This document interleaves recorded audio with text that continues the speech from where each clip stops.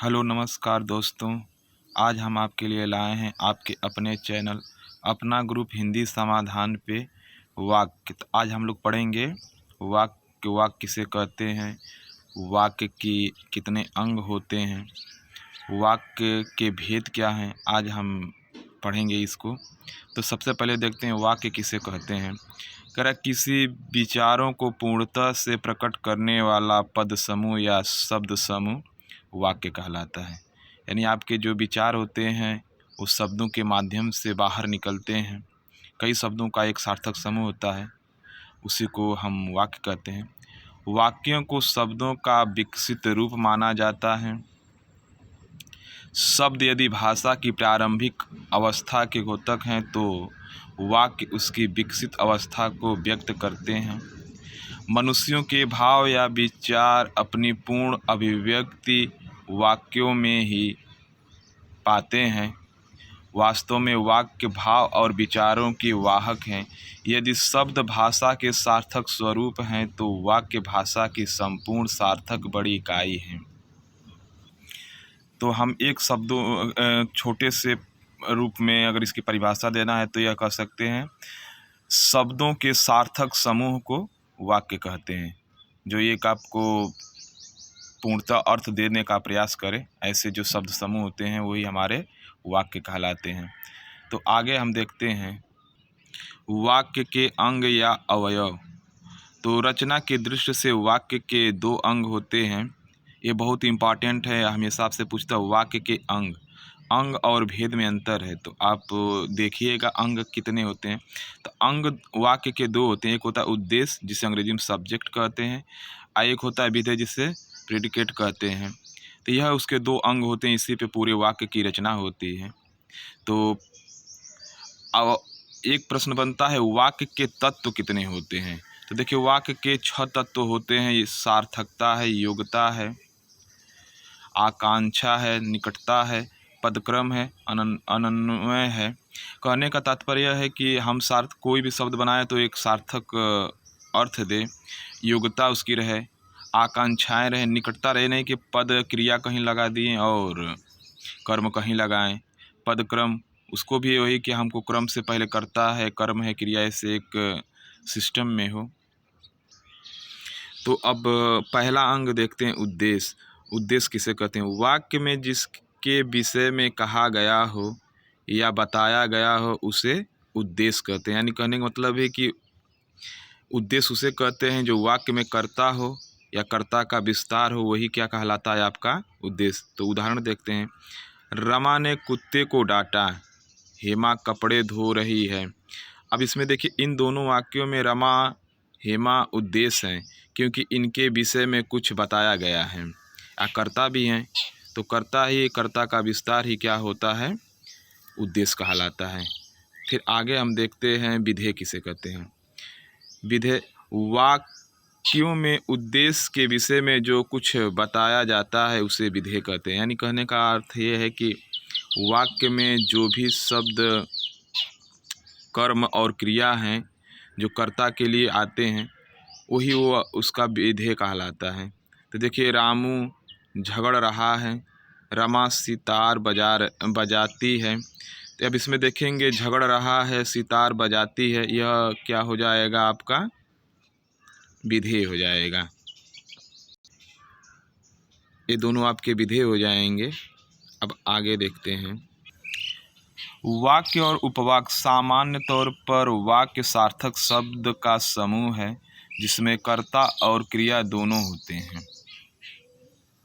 तो अब देखते हैं वाक्य हमेशा पूरा अर्थ का बोध कराते हैं, क्योंकि इसमें उद्देश्य और विधेय दोनों पाए जाते हैं। जैसे कमल खिलता है, तालाब भरता है, ये इसमें देखिए क्रिया और कर्ता दोनों हैं। आइए पूर्ण आपको वाक्य अर्थ भी दे रहे हैं। अब देखते हैं उपवाक्य। कभी कभी एक वाक्य के साथ कई अन्य वाक्य भी आते हैं। इसमें एक वाक्य प्रधान या मुख्य वाक्य होता है, शेष उपवाक्य होते हैं। तो उसका एक उदाहरण देखते हैं, राम ने कहा कि मैं आज स्कूल नहीं जाऊंगा। तो एक देखिए पूरा वाक्य है। अब इसमें देखते हैं कौन वाक्य उपवाक्य है और कौन प्रधान है। राम ने कहा, तो यह आपका प्रधान वाक्य यानी मुख्य वाक्य हो गया कि मैं आज स्कूल नहीं जाऊंगा। तो मैं आज स्कूल नहीं जाऊंगा यह पूरे अपने पहले वाक्य पे आश्रित है, तो इसलिए मैं आज स्कूल नहीं जाऊंगा आपका क्या हो जाएगा, उपवाक्य हो जाएगा। अब उपवाक्यों की पहचान कैसे करते हैं, यह सबसे देखिए इम्पॉर्टेंट ट्रिक है। इसे आप उपवाक्यों के प्रारंभ में कि, जिससे, ताकि, जितना, जो, चूँकि, क्योंकि, यदि, यद्यपि, जहाँ, तब, ज्यों-ज्यों आदि ऐसे शब्द आते हैं वह उपवाक्य के आगे लगे होते हैं, तो आप ऐसे उसकी पहचान कर सकते हैं। एक प्रश्न बनता है कि उपवाक्य के कितने भेद होते हैं, तो उपवाक्य के देखिए 3 भेद हैं दिया गया है। संज्ञा उपवाक्य, क्रिया विशेषण उपवाक्य, विशेषण उपवाक्य, तो आप इसको देख सकते हैं। पर अब सब देखिए दूसरा इम्पॉर्टेंट टॉपिक इसमें आती है वाक्य के भेद। यह मोस्ट इम्पॉर्टेंट टॉपिक है आपकी। वाक्य के भेद 2 आधार पे किए गए हैं, एक रचना के आधार पे और दूसरा अर्थ के आधार पे। देखिए रचना के आधार पे वाक्य के 3 भेद हैं और अर्थ के आधार पे वाक्य के 8 भेद हैं। तो देखिए अ से अर्थ और अ से 8, तो आप देख लेंगे कि अ यानी कि 8 अर्थ के आधार पे आपसे पूछेगा तो 8 बताएंगे और रचना के आधार पे पूछेगा तो 3 बताएंगे। यह कन्फ्यूजन हमेशा बनी रहती है। अब अगर अंग आपसे पूछता है तो 2 बताएंगे, तत्व पूछता है तो 5 बताएंगे और रचना के आधार पर वाक्य के भेद पूछता है तो आप 3 बताएंगे और अर्थ के आधार पे 8 बताएंगे। तो सबसे पहले हम रचना के आधार पे वाक्य के भेद देखते हैं, तो कौन कौन से हैं। तो 3 हैं, सरल या साधारण वाक्य, मिश्र वाक्य और तीसरा क्या है, संयुक्त वाक्य। पहला देखते हैं रचना के आधार पे, तो सरल या साधारण, ऐसे वाक्य जिसमें एक कर्ता और एक क्रिया हो उसे सरल या साधारण वाक्य कहते हैं। एक दूसरे तरह से परिभाषा इसकी देखिएगा, जिस वाक्य में एक उद्देश्य और एक विधेय है उसे सरल वाक्य कहते हैं। तो इसके देखिए उदाहरण, राम पढ़ता है, मोहन दौड़ता है, वह छोटा लड़का है, मैं गया, वह आया, नेहा और रूपा बाजार गईं। अब देखिए कहीं कहीं एक से अधिक कर्ता उद्देश्य वाक्य में हो सकते हैं किंतु क्रियाएं एक ही होती हैं। वाक्य बड़ा लगकर और बीच में देखेंगे। अब देखिए नेहा और रूपा बाजार गईं, तो देखिए नेहा और रूपा 2 शब्दों को जोड़ा है, न कि 2 और 2 वाक्यों को जोड़ा, इसलिए यह आपका साधारण ही वाक्य है। तो अब देखते हैं दूसरा क्या है आपका, मिश्र वाक्य। तो मिश्र वाक्य में 2 या 2 से अधिक सरल वाक्य होते हैं, परंतु उनमें एक वाक्य मुख्य या प्रधान होता है तथा दूसरा या तीसरा वाक्य उसके अधीन या उस पर आश्रित होता है, यानी जिसे आश्रित उपवाक्य भी कहते हैं। तो आप देखिए, मुझे वह पुस्तक मिल गई जो खो गई थी।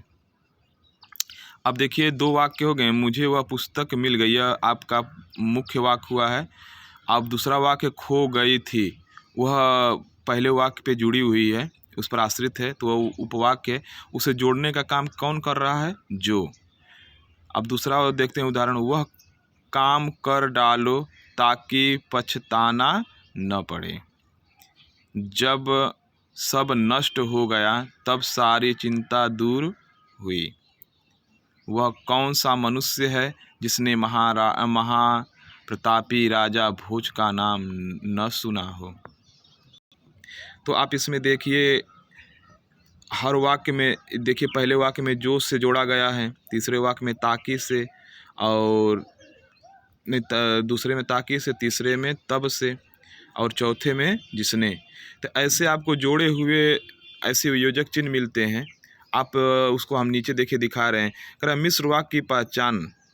मिश्र वाक्य में मुख्य और अधीन वाक्य को जोड़ने वाले निम्नलिखित समुच्चय बोधक अव्यय पाए जाते हैं।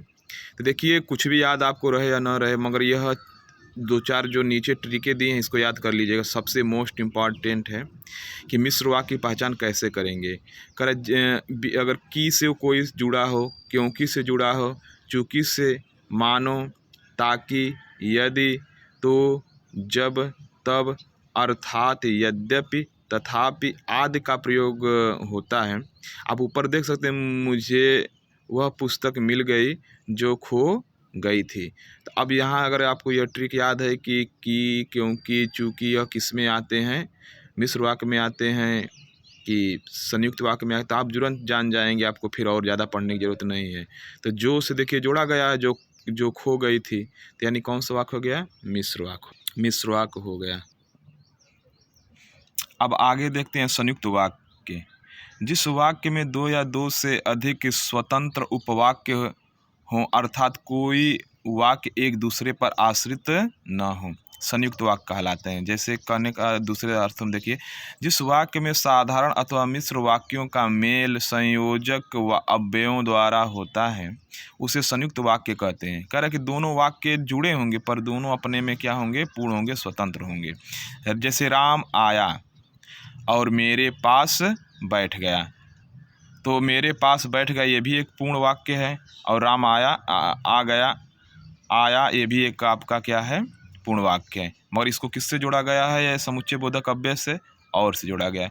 अब आगे देखते हैं, उसने न खाया न उसने पानी पिया। अब देखिए, इसमें न से इसको जोड़ा गया है। वह धूप में खेलता रहा इसलिए वह बीमार पड़ गया। घर जाओ या यहीं बैठे रहो, लेकिन शोर मत मचाओ। करो या मरो, यह उसका भी, करो या मरो बड़ा ही फेमस संयुक्त वाक्य का ये वाक्य है।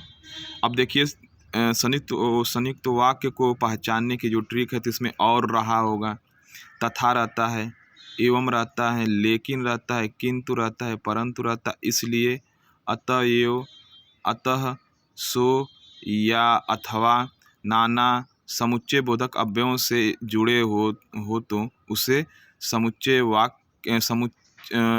वाक्य कहते हैं। तो इसकी भी ट्रिक आप लिख कर याद कर लीजिए, यह आपको बड़ी ही काम में आएगी। तो मेरी वीडियो आपको कैसी लगती है, प्लीज़ कमेंट करिए, लाइक करिए, शेयर करिए और सब्सक्राइब करिए, जिससे हमें आगे की वीडियो बनाने का उत्साह मिलेगा, उत्साहित होंगे। तो आप सभी को मेरी वीडियो देखने के लिए, सुनने के लिए धन्यवाद। नमस्कार, जय हिंद।